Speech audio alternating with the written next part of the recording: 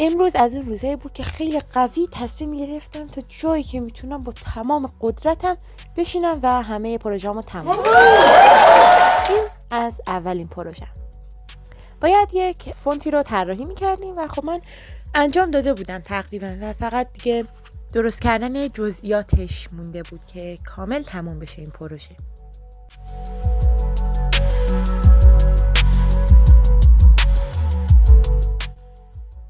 و اولین کاری که تیک خورد.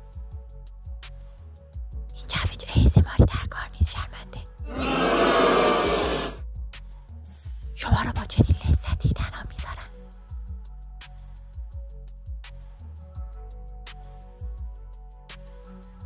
و وقت رنگ کردن لایه دوم این کارم بود.